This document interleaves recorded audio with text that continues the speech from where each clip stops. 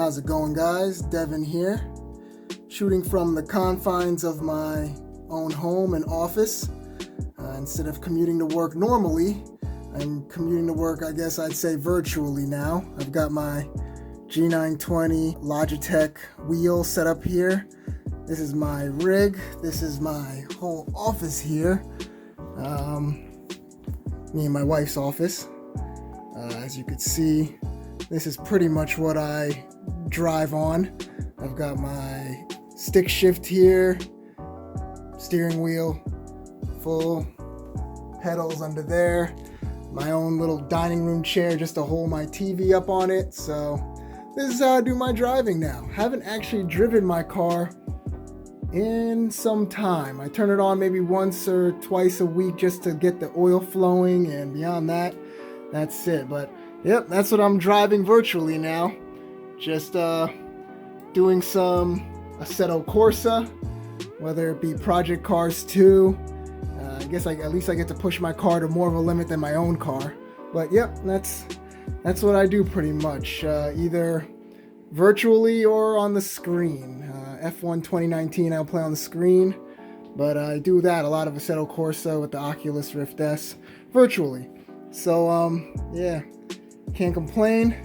Me and my wife's computers are pretty good, so we get to do a lot of fun stuff. We play a lot of Call of Duty, and I do a lot of racing sims. So I got a 1080 Ti and she's got a 980 Ti, so we can pretty much play a lot of stuff. So we're passing and biding our time here until all this blows over and, everyone is home safe and can then be outside again and doing everything we used to do normally.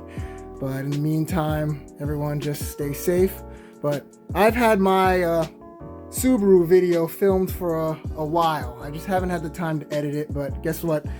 If there's any time, today's the time to be productive. Well, there really isn't much going on. So be it. Let me take you to my car and we will go over the new from 100,000 miles was my last video up to today. All the things I've had to deal with. I do not miss the fact that I do not have to maintain any cars on this setup, so I can drive them and never have anything break. So let's get to it, guys. Time to teleport.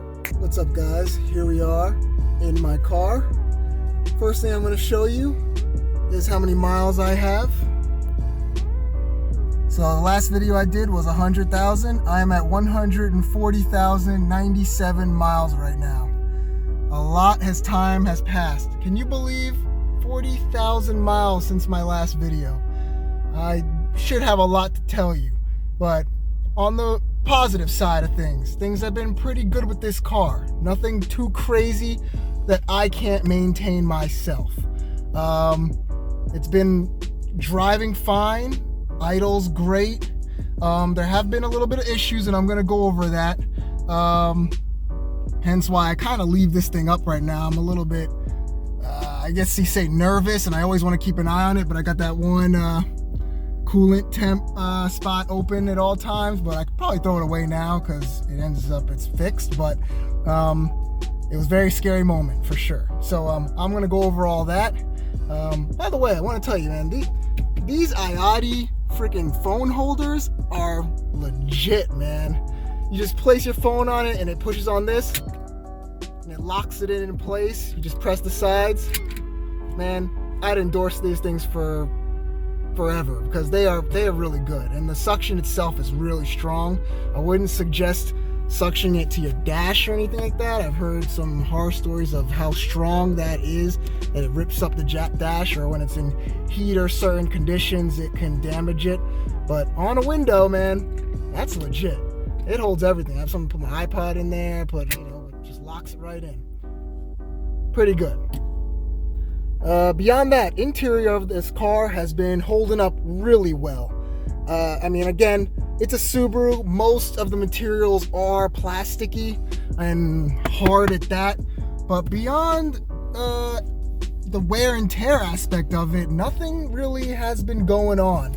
It's pretty strong utility style material, so you can't really get, and again, we're not getting any of that glossy, plasticky, chrome looking black. So everything's kind of like matte colored. So I have no problems, man. This interior has been really good to me. I love cloth seats. I'm a fan of them over leather. If you refer back to a lot of my G35 videos, those leather seats got beat up. But this car's been pretty good. I actually prefer this type of interior versus a luxurious. I don't mind if they bridge the gap and put some slight cheaper materials mixed in with more expensive materials, but for the most part, I am very pleased with this Subaru interior. Again, it's only gotten better from here because this is a 2012, so of course there's 2020s out now, and I'm sure the interiors are even nicer. Still, of course, you're getting most of your basic materials in them, maybe some leather seats on some trims, but for the most part, it's basic materials, and I don't mind that over stuff that will break and fail. I could use a bigger screen for right here, but down the line. Next car.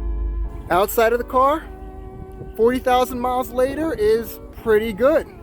I've got no complaints. A few things again have happened out here, and I'll go over them. If you notice one thing I've changed, I did change something. I've got new headlights. So before, when the car first came out and I bought it, these were chrome. The whole housing is chrome. I have changed that out, and I added a film on it for the past like 3 years I had it. I had a smoked out tint film over the chrome light, and that just started degrading and getting cracky and nasty over time. I almost couldn't salvage it. I just said forget it. I went on eBay, bought myself a nice pair of blacked out housing in here, and they look so much better. Dude, I love them so much. I feel like they should have just stayed this way. Actually, the 08s, the 09 hatches, and the 2010 sedans and hatches, they all came with black. 2011 was the last year they made them in black. 2012 and up, they started going into chrome. And I was, couldn't chase down a deal I found, so I had to get the car. But for the most part, it looks so clean. The blacked out housing with my dark gray metallic paint looks really good. The front lip's still looking really good. And again, it was only like 15 to 20 bucks to put that on, and that hasn't really gone anywhere. My fog lights are good, but something did happen to this front end. I was driving on the highway on my way home from work, and I have pictures of this, and I was on the slow lane to the right, and there's a lot of forest on the edge of the highway, and it wasn't a deer, thank God, but a biggest, fattest raccoon I've ever seen came right out of the forest, say right here, and jumped right in front of my car. I mean, me and him must have damn well made eye contact, and I was like, you know what? I'm not gonna swerve away from you. There's no way I'm avoiding it. I smashed right into him, right on this corner of my car. The whole bumper just ripped in, pulled off all these tabs, broke all kinds of plastic, lost my vents, even this little cover here I lost. Fog lights smashed. Oh man, that thing was annihilated. But I kind of needed a new front bumper, and guess what? Insurance paid for that because I got a brand new painted. Because you imagine, I did almost 100 and some thousand miles on a stock bumper. The paint was really chipped up and damaged. Down here especially. It's fresh now, man. Even this area is new. This is actually a cutout, and that's new as well. So they hooked it up, got a new front bumper, can't complain, but it kind of sucked. It just sounded like the loudest, most damaging crunch. But I was nervous in the fact that I thought something might have gotten damaged underneath it, but there was no damage underneath. It was really good. Car handled it well. I didn't try to swerve or anything. Again, I was on a highway. It's better you just go head on into these things. Once I saw it was a raccoon, of course it was last minute, but I guess I said that will go underneath my car. And these cars being kind of front overhang and low, it cracked everything. So it all came back together. The body shop took care of it. Looks real nice now. So under the hood, this is disgusting. I haven't cleaned under here in a while. Let's just say I've gotten a little bit lazy, and I used to really keep this thing very clean, but it's been very busy since February, and I haven't cleaned it since winter kind of passed by. I mean, I really usually keep my under the hood in the engine bay pretty clean. I'm very good with that. But I'll get back to that, and when the time comes, after maybe once it gets summertime again. But did replace my battery. Got a new battery because the other one in about December just was having a real struggling time. Kind of, get the car started. You can hear it kind of crank a little bit, and then it would start. Now it just almost starts right away, real quick. So I'm happy I got that. I was actually also getting issues with one of my headlights. One of them being out while the other one's on. I'm sure it's an aftermarket thing with the Mirimoto ballasts that I have. Some person who had this car before me put them on, so it wasn't stock. It looked like Mirimoto HID ballasts were installed. But when I replaced that battery, I noticed that when I start the car, that's when one headlight would turn on and one off. And I'd be like, crap, and I just flip it off and on, off and on. Eventually, both would turn on. But when I start the car, that's when it would happen. I think the battery wasn't giving enough juice. Once I replace that, I don't have any issues with the headlights anymore. They both come on perfect. They look great with these darked out headlight enclosures. I am so happy with that. And my yellow fogs, of course, you got the yellow fogs.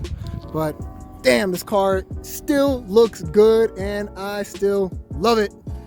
At 105,000 miles, which it says in your manual, I went right to my boys at my shop and said, you know what I need to do? Timing belt, water pump. So I told them I must get that done while you guys have that all open. Let me get some new belts on there. So they replaced the alternator belt, auxiliary belt there for the AC and power steering pump. They did all that. I didn't do any of that at all, but it's something you definitely should do. 105K. Don't hesitate too much and wait too long to get that done, because if that goes bad or those belts break, that timing belt or anything goes wrong, you're asking for it. My issue is I probably should have replaced my thermostat. That ended up failing, and this is getting back to what I was saying in the beginning of the video, why I have my Cobb access port out sitting there. I was driving home and I parked to get some fast food, and I was sitting in the line, and out of nowhere my car started overheating. Shut the car right off because the temp needle was starting to go really far up, and I was like, oh shit, what's happening here? Turned it off, freaked out a little bit, turned it back on, parked, started inspecting things. Really couldn't see anything visually from the eyes. I had thought head gasket. Instantly, I was freaking out. But my reservoir, and these are ways to know. These are signs that it could be, because I freaking researched the hell out of this. One sign is you could see your coolant start to elevate in the coolant reservoir. It can start to go up as you're driving, and of course it's based on your driving style. If you drive hard, that's gonna increase the forces pushing exhaust gases into your coolant system, which will therefore cause your coolant to almost overflow out of the overflow tank. That tank is regulated and should be going up and down based on the full and the low mark on the tank itself as the engine cools down and heats up. If it starts to just go up all the time, you most likely have something going on with exhaust gases getting in through either a head gasket leak of some sort. Those two systems, where it be coolant system and oil, should never intermingle. So you should never see oil in your coolant or coolant in your oil. There should be separate entities. You shouldn't be getting any white smoke out of your exhaust excessive. That is a head gasket issue most likely. It's just not the things you want to see. So there are many tests that can be done for this. You can get a compression test, leak down test, compression leak detection test. One of them was when they put this little kind of a cylinder to see if the liquid changes color. If it detects exhaust gases in the liquid, it'll change from blue to yellow. I'd done a lot of the tests. I wasn't getting any negative results. For the most part, I was passing these tests. I got lucky and I was passing these tests. So what we ended up finding out is I probably, from that point in time doing my timing belt, should have had them when they did the water pump, because they were right in that area, and it's right down there. You'll see the lower radiator hose here. The thermostat is right back here. They should have replaced that too. I didn't think to replace it, and they didn't really think to, but it was at 105, so it was something maybe that needed to be replaced. All I know is, thank God it was just that. We replaced the thermostat, and everything started operating again. Temps started coming down, and I was just, whew. I was genuinely scared, because head gasket job this is one of the scariest things. You don't want that to happen with your Subaru. It's just known to happen with these EJ engines. So thank God it wasn't that.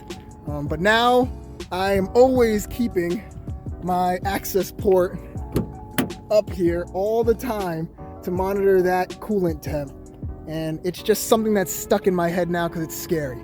It was a couple months, I'll be honest, that I was researching and trying to figure out what could be wrong. I bled the system. Constantly, over and over again, I bled the system to make sure nothing was wrong. Replace the radiator caps, because that is a telltale sign something could be going wrong, is these are not sealing properly.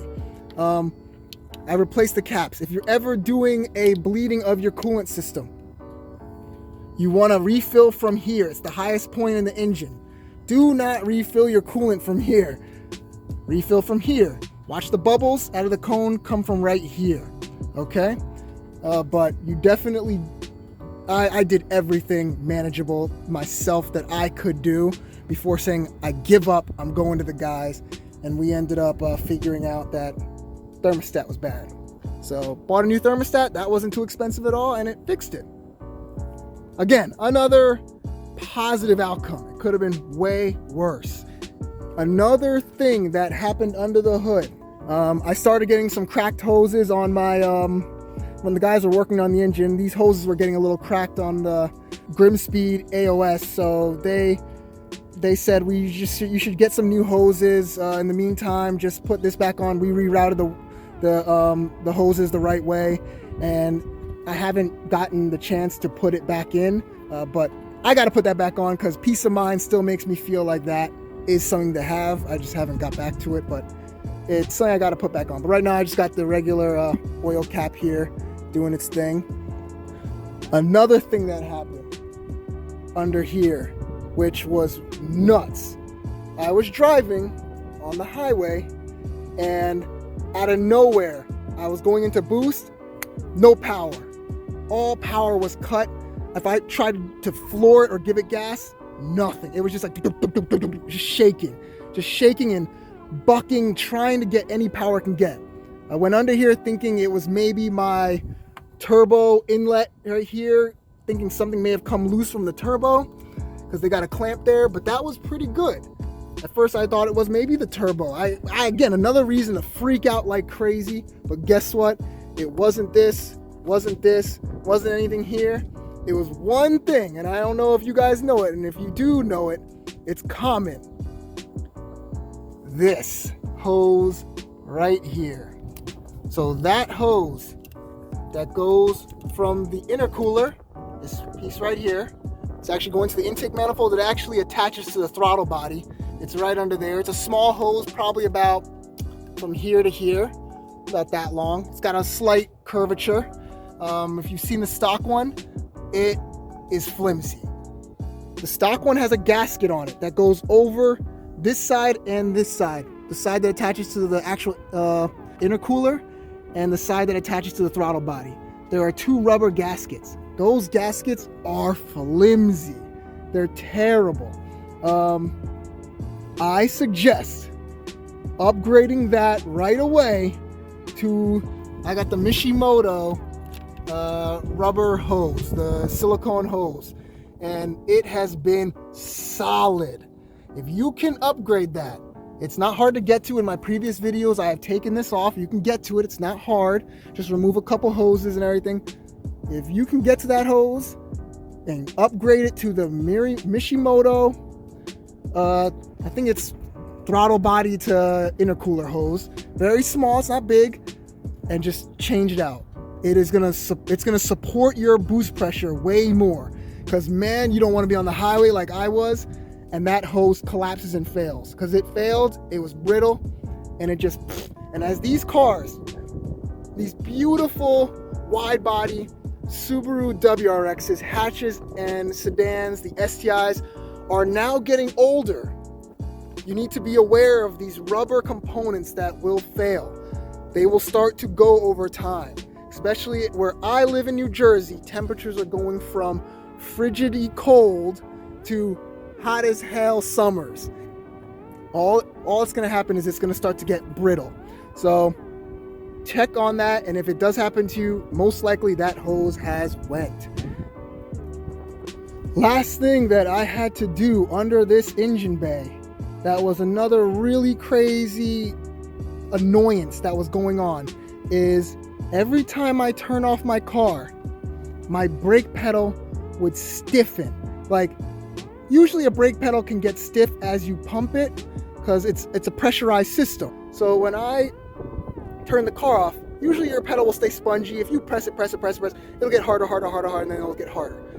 Me, I turn the car off and the pedal would push against my foot. I couldn't even fight it. It would just go and just get locked to the hardest point up top every time I turned off the car. I was like, what the hell's going on here? This never happened before.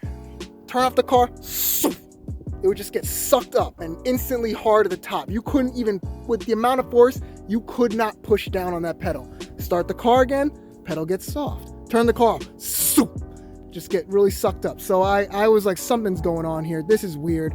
There were even points where I would lose my braking when I went into full boost.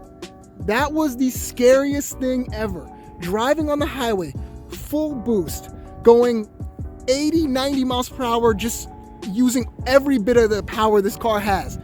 And then you want to brake because the car's coming up in front of you. You can't brake. The pedal is stiff and hard as a rock.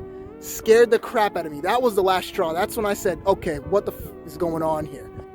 So if you're in full boost, you've pressurized everything. You're not gonna freaking, so what you want to do is, this is the way to solve this, and this is what went wrong with my car. There's a hose here. This hose has a check valve installed inside of it, maybe somewhere around here. If you take this hose off and you can breathe through it from both sides, I had taken it off, the old one, and I went and put it up my mouth. Of course, I covered it with my hand, and I breathe through, and I can breathe through one side, and I can breathe through the other side. It means the valve is open. It is stuck open. It's not supposed to do that. You also don't want it to be stuck closed. That means if you're trying to breathe through both sides of it, you try one side and the other side, you can't breathe through either side at all. You try, nothing's going through, no air. That means it's stuck closed. You don't want it to be stuck closed. You don't want it to be stuck open. You want to be able to breathe through one way, and you should feel a membrane almost open up as you're breathing through one way, and then it will close. It almost allows a little bit of air through. And then but if you try to breathe through the other side, you can't. It's a one-way valve. So essentially with this hose, the engine pulls vacuum on the brake booster right here.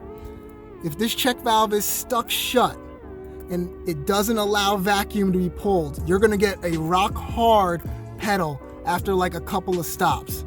If it's stuck open, that pedal is gonna get hard as soon as you turn off the engine. That is what was happening with me. It got stuck open and it got super hard as soon as I turned off the car. The scary part was when I was driving. That was the scariest part. When I'm driving and when I went into boost, boom, I couldn't even press the brake pedal. That was so scary. So guys, simple, inexpensive fix is check that hose. On the wheel side of it, I replaced my brake and rotors. Again, a very easy thing to do. It doesn't require more than a couple tools to get it done. Of course, you need some jacks and some jack stands, but it was not a difficult job. Just, cross your fingers you don't got rust all up on that shit, because that makes a job. That's honestly what makes most automotive jobs difficult for the regular garage driveway mechanic is rust. If you don't have the tools to break that rust or break the bolts, it gets really difficult. So make sure you have a good set of tools, and it's not a difficult job at all. I did my fronts and I did my rears, so that was good. The body of the car has been holding up. I'm getting some fade, and you might be able to see it right here on my bumper. The sun is, you can see my reflection right there, so you see it's clear, and look at my reflection as I walk this direction. I start to get a little hazy, and I'm gone almost. Yep. So I've tried buffing it. I've tried a lot of things. It looks okay from far away. You really can't tell, even from directly behind the car. It's still gray, but that really pristine clear coat is starting to go in that section of the car. And I guess the sun, is beating down on the bumper, and the bumper kind of protrudes a little bit. So you're getting that fade, and it's damaging the paint slightly. It's not the greatest thing to see. It's also not terrible to me yet, where I need to freak out and go get a paint job. I can kind of get by on it, but it is getting some heat damage on the clear coat.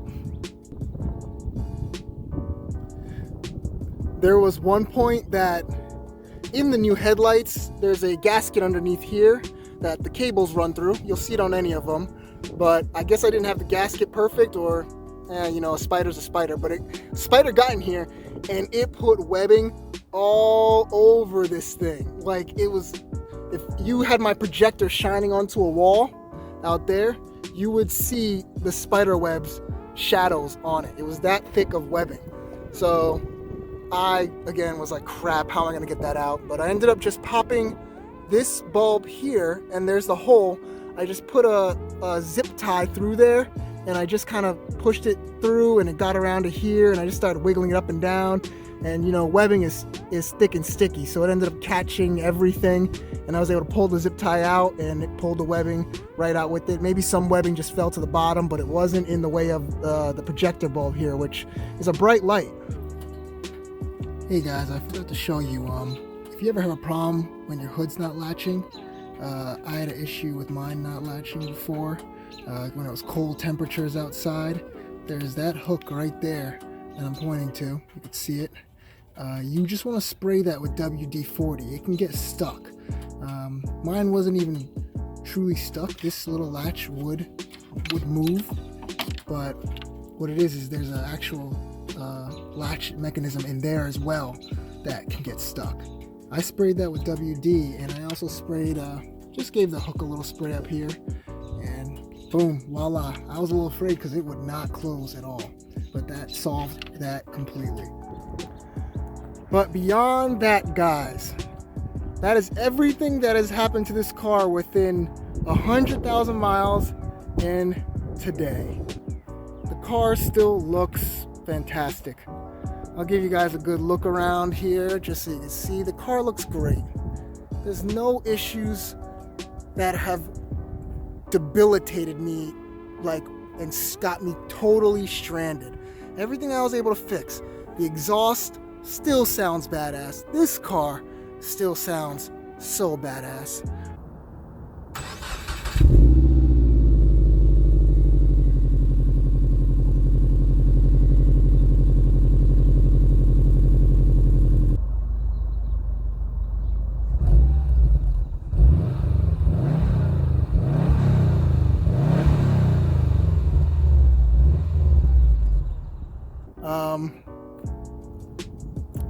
It's been very manageable, and there are horror stories with Subaru out there, and I know a lot of people have had horror stories, but it's been very manageable.